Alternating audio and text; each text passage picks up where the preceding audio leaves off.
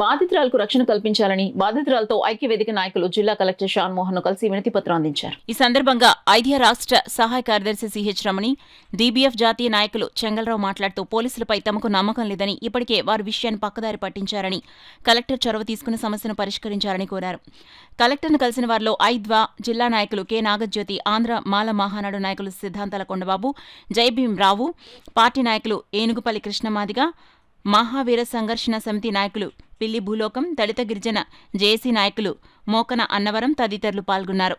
చూస్తాను అటువైపు ఇటువైపు చూసి మాట్లాడేదండి. ప్రాణహాని ఉందని చెప్పానండి. నాకు నా బిడ్డ నా స్నేహితురాలు కూడా ప్రాణహాని ఉందండి. అవన్నీ చూస్తానమ్మా, నేను మాట్లాడి చెప్తానని చెప్పి సార్ చెప్పారండి. అందువల్ల నేను వచ్చానండి. నాకంటూ న్యాయం జరగాలండి. నా ప్రాణహాని చేయగలడానికి కోరడానికి నేను వచ్చానండి. నా ప్రాణాలు అరచేతులు పెట్టుకున్నట్టు పరిగెడుతున్నానండి. ఎక్కడెక్కడికో తిరుగుతున్నానండి. నాకు నా బిడ్డకి నా స్నేహితురాలు ప్రాణహాని చాలా ముఖ్యంగా ఉంది. అలాగే నా చెక్కులు అవి తీసుకుని నన్ను బ్లాక్ మెయిల్ చేసిన భారతిని కూడా నా చెక్కులు నాకు ఇప్పించేలా కోరుతున్నానండి.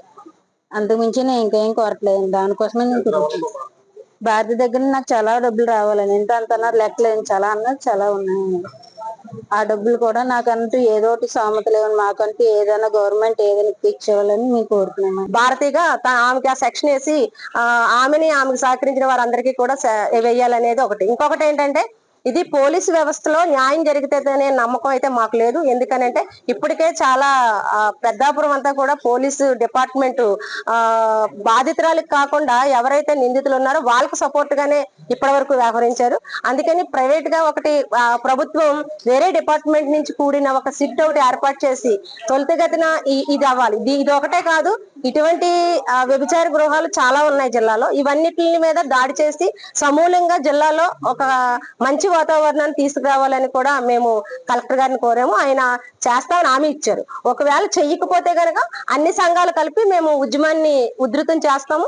వీళ్ళిద్దరికి న్యాయం జరిగే వరకు మేము పోరాడతాం. అలాగే ఎవరైతే నిందితులు ఉన్నారో వాళ్ళకి ఖచ్చితంగా భారతిని అరెస్ట్ చేయాలి, శిక్షించాలి. ఆవిడ సహకరించిన వాళ్ళకి కూడా కఠినంగా చర్యలు తీసుకోవాలి.